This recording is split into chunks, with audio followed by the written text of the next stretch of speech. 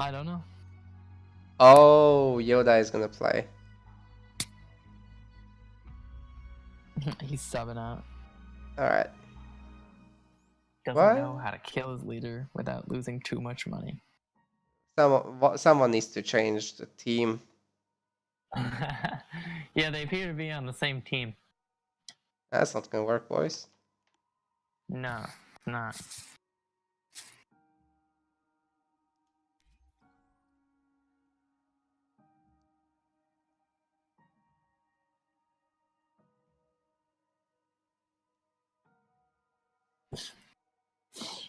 Aykon doesn't know how he breaks him. I don't know how he breaks him either. He's Decimus.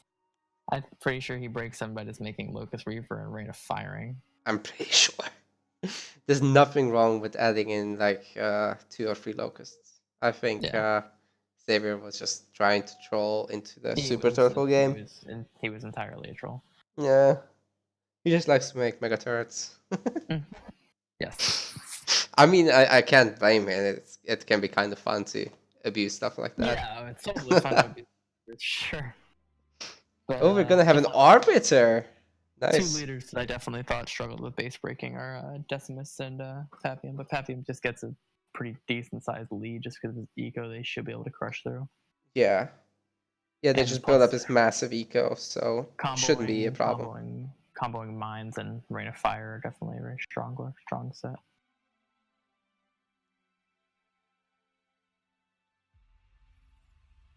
Alright, so we got Yoda in the blue as the Arbiter. And Aykon's in the red. Decimus.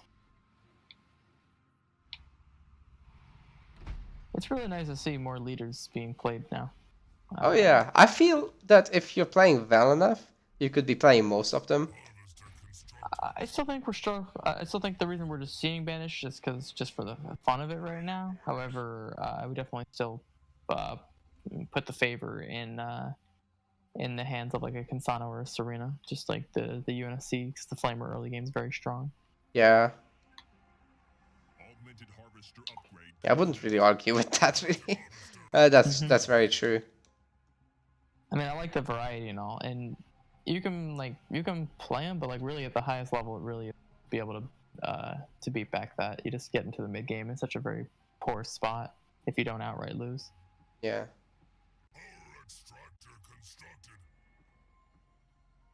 On the other hand, leaders like Colony can make the Goliaths and actually do quite well. Definitely. The Enforcers also were one of these units that you could just run around and kite everything, and you'd force it fast tier 2 with just minimal units and some turrets, and then you'd gain map control as the Arbiter. So that's gotten patched, so we'll see how that plays out now. Yeah, I'm not sure what the current speed of the Enforcers. I did notice that when I was playing with the Arbiter before the patch, I actually saw that my Enforcers and my Grunts were running at the same speed. So I'm not sure if it's intentional. When was that? Before the patch? No, the Enforcers are way faster. Well, the Enforcers, I think they're moving at 15 move speed. Fastest infantry. Yeah. Yeah. But like I said, I was the other day though when I was playing a game on Bedrock, I was testing them and they seemed to run at the same speed as my Grunts, and it didn't make any sense to me. I was like, this is interesting. That sounds weird. Because it happened at the same time as the Arbiter Grunts got the move speed change. Right. But yeah, with the new changes, they'll be the same speed as Flamers. So Flamers can actually catch them if they don't lose out a lot of ground.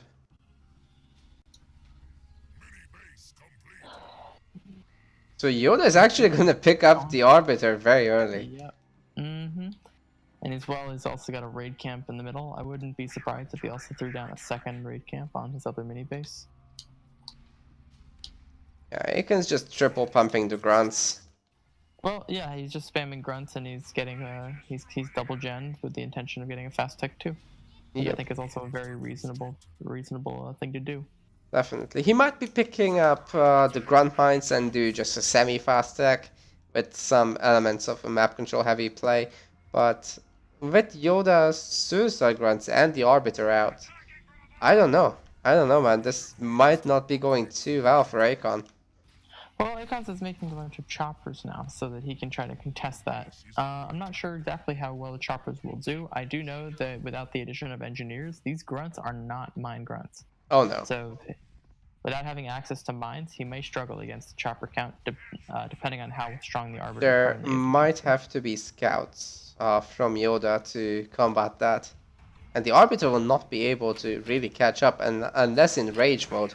In rage mode, he'll fight them fine, but once that's over, Yoda's in a pickle. Right. But for now, he has the map control. He can take some nodes, catch up with the economy of Aykon. I should make an account, take some nodes instead of take some notes. Oh. That'd be pretty funny. Yoda actually he is single raid camp, in fact, and he did throw an Indeed. Apex into the mix to add engineers. Now Yeah. the engineers, I mean, it's hard to really justify building both the raid camp and the Apex, and then additionally the War Council. He's ditched the War Council now for a second generator, but the engineers will give that additional longevity to those grunts. So although he may not be able to kill the scouts, Aykon, he'll die to them a bit slower, especially Yes. before shrapnel rounds finishes. Yeah, the fact is that Yoda has the map control. And Right. with that power income, he's just basically ahead of Aykon, who's now forced to make turrets. Yoda is absolutely free to expand if he sees this. Well, he has made the turrets, but I would also argue that they may not have been the most necessary. I think they were just a very precautionary. He was a bit nervous. He wasn't sure what was coming at him. Yeah. But Oh, that vortex is damage to those amazing. suicide grunts, using a conduit there to get out of it and heal up a bit, but the conduit will not compensate completely for the damage from the vortex. Absolutely will not, especially since two turrets are covering here for the choppers, and whoa, the enforcers These are choppers doing are work taking though. massive damage here especially from that elite enforcer drop with the conduit proccing and healing back up most of his units. The Arbiter is getting decent damage on that turret, and I'm just not sure if this damage is actually worth it though, because it seems to be fading off with these choppers getting these additional rams in. Yeah, I mean the enforcers will clear out the turret, but what about after?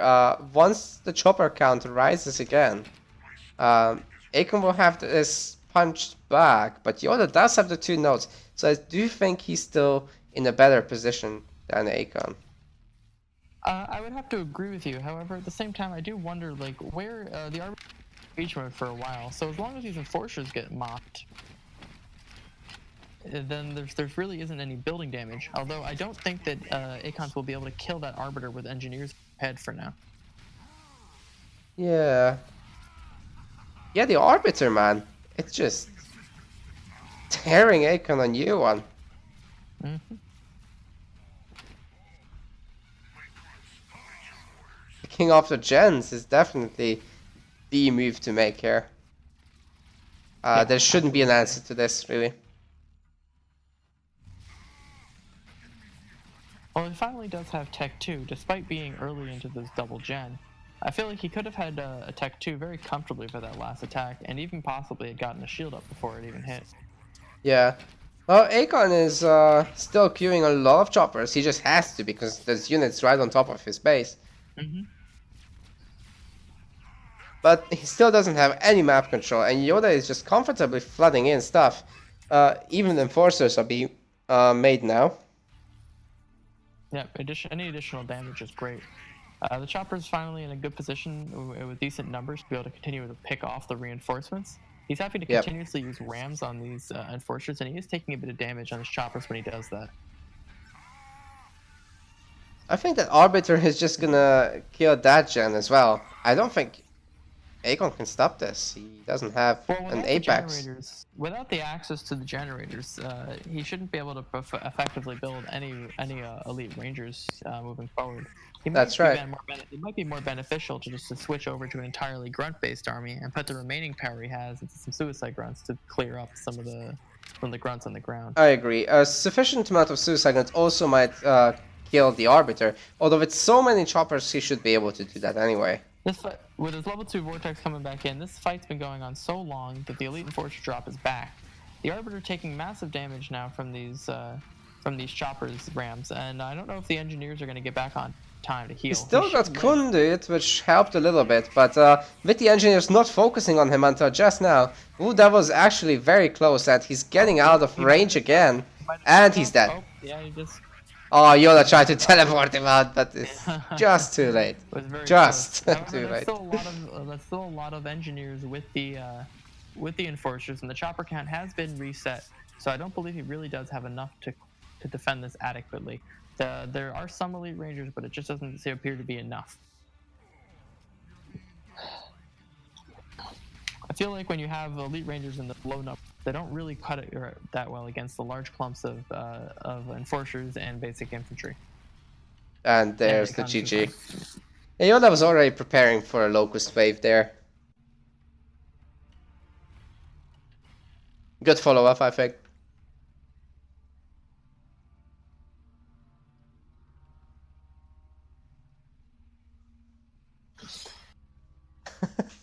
Yoda isn't happy that the Arbiter died here.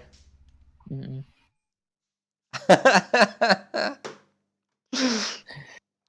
There can be only one Decimus player, period. Yeah, it's all about the Decimus.